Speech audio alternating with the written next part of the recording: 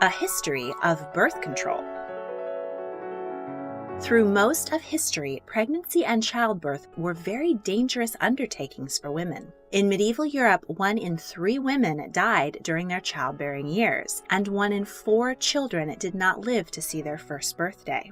Even when both mother and child survived the ordeal of birth, women were not always able to provide for a child. And in most cultures, pregnancy outside of marriage was considered a great sin and often resulted in the shunning of the woman and the child, while the man got away scot-free. It is no surprise, therefore, that women throughout history have been trying a wide variety of methods to prevent conception. Some worked, but most did not, and many were dangerous and frankly disgusting. It should go without saying, don't try any of these historic birth control methods at home. A variety of contraceptive methods were recorded in ancient Mesopotamia and Egypt. Most methods involved pessaries, substances or objects that were inserted into the vagina. Mesopotamian women used small, round, smooth stones. The Kahun papyrus from 1850 BC and the Ebers papyrus from 1550 BC both described pessaries of honey, acacia leaves, and lint to block sperm. Acacia does have spermicidal qualities and is used today in contraceptive jellies, so it seems the ancient Egyptian women were onto something with that one. Less effective were the use of honey, sodium carbonate, and crocodile dung. The Bible describes the use of coitus interruptus, also known as the withdrawal method or the pull out and pray. In the book of Genesis, Onan spills his seed on the ground so as not to father a child with his deceased brother's wife, Tamar, though God killed him for it. Silphium, a species of giant fennel, was popular as a food seasoning and as an oral contraceptive in ancient Greece and the Near East. The plant only grew on a small strip of land near the coastal city of Cyrene in modern-day Libya, and all attempts to cultivate it elsewhere failed. It was reported to be highly effective and became extremely desirable, but its scarcity meant that by the 1st century AD it was worth its weight in silver, and eventually the plant went extinct. Because silphium no longer exists, we have no idea if it was actually as effective as the ancients claimed. Several other botanicals were used as contraceptives in ancient Greece, some taken orally, some used as pessaries. They included asafoetida, a close relative of silphium, Queen Anne's lace, willow, date palm, pomegranate, pennyroyal, artemisia, myrrh, and rue. Several of these plants have been confirmed by modern researchers to have anti-fertility properties. Queen Anne's lace is still used today for birth control in India. However, many of these plants, including Queen Anne's lace, are also highly toxic, and ancient women had to be very careful about the dosage they used to avoid injury and even death. Lemon juice, or even halved lemons, have been a perennial favorite throughout most of history. The acidity offered some spermicidal protection, but again, not very comfortable. Bronze pessaries were popular among the upper-class Romans and had some effectiveness as a barrier method. Probably the most safe and effective birth control method known to the ancients was coitus interruptus. Philosopher Aristotle recommended applying cedar oil before intercourse. This may have had some effectiveness in gumming up the works, but would have been far from reliable.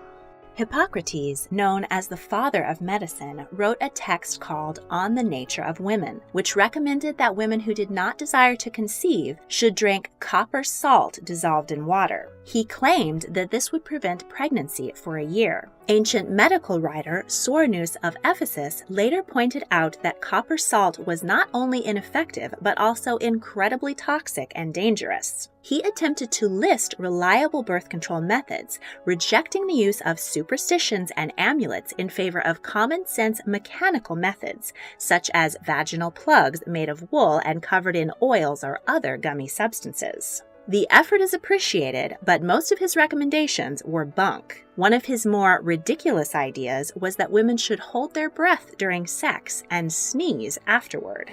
In the 7th century BC, Chinese physician Master Tong Suan documented coitus reservus, or sex without ejaculation, and coitus obstructus, or preventing the release of semen during intercourse. The primary goal here was to preserve a man's yang, or masculine energy, see yin-yang. Yang was thought to be reduced through engagement with the female yin via sexual intercourse. But these methods did have the added potential benefit of preventing pregnancy in women. Chinese concubines would drink a mixture of lead and mercury to prevent pregnancy.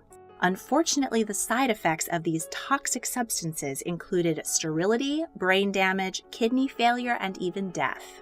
Glans condoms, or those that covered only the head of the penis, were used by the wealthy in China. They were made of oiled silk paper or lamb intestine. In Japan, they were made from tortoise shell or animal horn. Indian philosopher Vatsyayana, who wrote the Kama Sutra, presented various contraceptive methods, including coitus obstructus. Other methods popular in India in ancient times included a potion made of powdered palm leaf and red chalk, as well as pessaries made of honey, rock salt, ghee, or the seeds of a palasa tree. The Prophet Muhammad did not approve of contraceptive measures. However, 9th and 10th century Muslim physicians documented a few ways in which women might avoid pregnancy if it might be dangerous for their health. These included coitus interruptus, as well as several pessaries using elephant dung, cabbage, pitch, and rock salt. Superstitions in Morocco suggested that stepping 3 times over the grave of a recently buried corpse or drinking water used to wash a corpse would prevent pregnancy. All methods of avoiding pregnancy were and still are deemed sinful and immoral by the Catholic Church. But this didn't stop women in the Middle Ages from attempting to grasp some control over their lives and trying various methods to prevent conception. As men of the Church did most of the writing in this period, the specifics of medieval birth control were usually not recorded. However, there is evidence that herbal potions were known to midwives and passed between women by word of mouth. Various recipes were thought to have the power to encourage or prevent pregnancy, and the ever-popular coitus interruptus was also recommended. In 1484, Pope Innocent VIII issued a papal bull speculating a vast network of witches throughout Europe. The text accused these sorceresses of having slain infants yet in their mother's womb and of hindering men from performing the sexual act and women from conceiving. The Malleus Maleficarum, or the Hammer of the Witches, a book which spelled out how to find and persecute sorceresses, accused these women of stealing men's penises. Of course, many local midwives and healing women were accused of being witches and of using forbidden knowledge granted to them by the devil. In the 16th and 17th centuries, some 60,000 suspected witches were put to death in Europe, and most of their knowledge was lost with them. Exclusive breastfeeding during the first 6 months of a baby's life is thought to be up to 98% effective in preventing ovulation in the mother, though many women with 2 children very close in age will warn you against relying on this method. But for women in the past with no access to other contraceptives, this break between pregnancies could be very valuable. In medieval Europe, the wealthy began to see breastfeeding as something that was beneath them. There was also pressure on women of status to produce as many children as possible and to return to the marriage bed quickly after a delivery, especially if the first child had been a girl. Therefore, breastfeeding was outsourced to wet nurses, lower-class women who were hired to nurse and care for a wealthy woman's child. In 1490, the first outbreak of syphilis hit Europe. This dreadful sexually transmitted infection causes painful and humiliating sores and growths on the face and body, and often results in death. The threat of syphilis did have one upside, though. Men, especially those who frequented prostitutes and brothels, began to take precautions to protect themselves, and some of these methods had the added benefit of preventing pregnancy. Condoms made of linen or sheep intestine and soaked in chemical solutions were popular. In 1666, the English Birth Rate Commission blamed the recent downward trend in fertility on the wide use of condoms. This report coined the term condom, which is an anglicization of guattoni, the Italian word for glove. Legendary Venetian lover Giacomo Casanova wrote about using and reusing an assurance cap, which he tied on with a blue satin ribbon.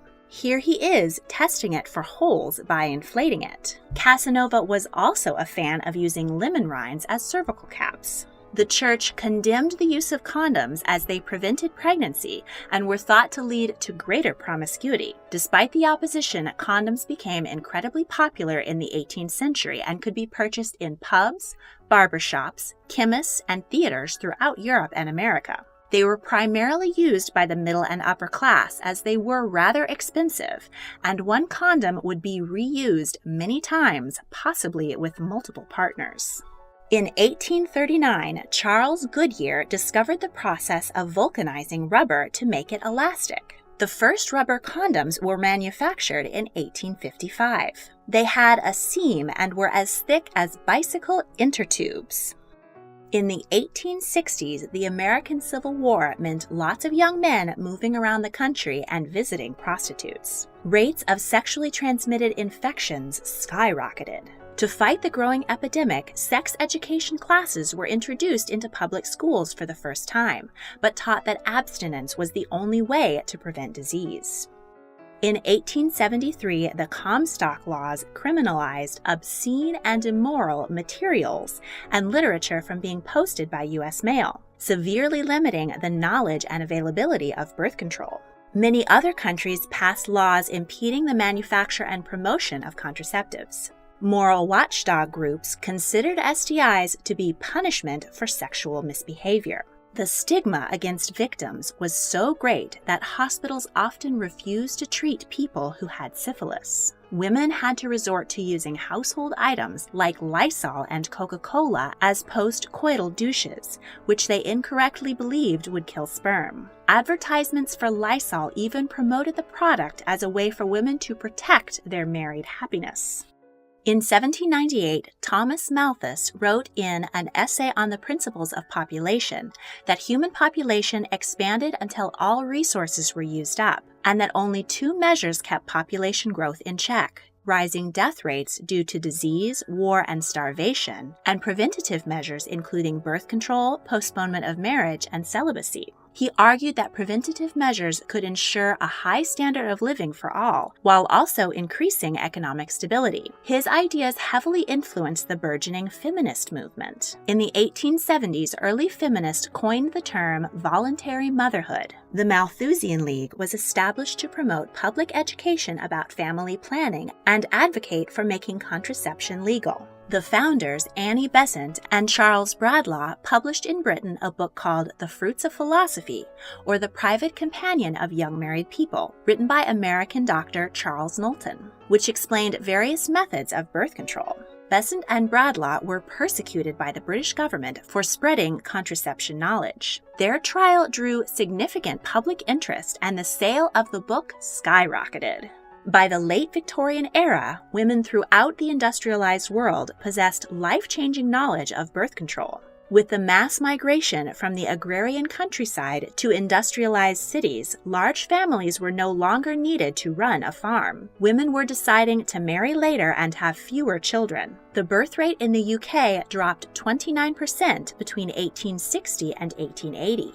Vulcanized rubber condoms and diaphragms were the most popular birth control methods.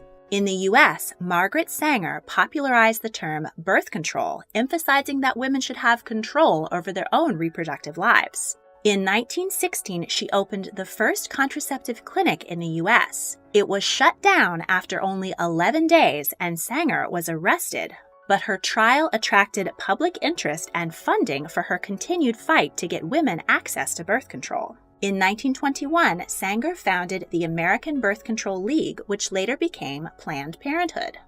Her colleague across the pond, Marie Stopes, opened the first permanent contraceptive clinic with the support of the Malthusian League. They offered education and cervical caps as their primary form of birth control. Sanger, Stopes, and others did a great deal to remove the stigma of birth control and get women access to life-changing and life-saving medical care. In World War I, sexually transmitted infections among the troops was a serious problem. The German military had been issuing condoms to their soldiers for decades, providing them with significant protection in the neck-and-neck conflict. In fact, the US and Britain were the only countries that did not provide condoms to their soldiers. They realized that to win, they needed to loosen up their prudish practices, and by the end of the war, US and British troops were also issued condoms. Latex rubber was invented in 1920. Latex condoms were stronger, thinner, had a shelf life of 5 years instead of 3 months, and unlike vulcanized rubber, which was manufactured with gasoline, the factories were much less likely to burst into flames. In the Roaring '20s, condoms were sold widely in slick packages with catchy names like Chic, Ramses, and Trojan. And soldiers returning from the war knew how to use them. German Jewish doctor Ernst Grafenberg, after whom the G-spot is named, pioneered the intrauterine device, or IUD, in the 1920s and 30s. This device is inserted inside the uterus by a doctor and provides long-lasting birth control until it is removed. Grafenberg's work was suppressed by the Nazi regime, which considered contraception a threat to the Aryan race. He moved to America, where he and his colleagues continued to develop IUDs, which are now used by about 7% of women in the U.S. In the 1950s, scientists Gregory Pincus and John Rock, with support from the Planned Parenthood Federation of America, developed the first hormonal birth control pills. The pill became widely available in the 1960s and is now the most popular form of contraception. This effective and safer form of birth control sparked the women's liberation movement, which saw record numbers of women attending college, entering the workforce, and choosing their own paths in life. Thanks to those who have gone before us, women are now able to choose when and if they want to have children. No crocodile dung required. In honor of International Women's Day, I will be donating 20% of the ad revenue from this video to Pathfinder International. For over 60 years, Pathfinder International has been bringing life-saving contraceptive, STI prevention, and maternity health care to women in developing countries around the world. More than half of women in developing countries want to use contraceptives, but many don't have access to them. And 308,000 women die each year from pregnancy-related causes. To learn more about the great work Pathfinder International is doing, click the link in the description. If you enjoyed this video, please like, subscribe, comment your thoughts, and check out my other royal history videos. If you really want to help, please consider supporting me on Patreon. A link is in the description. Thank you for watching.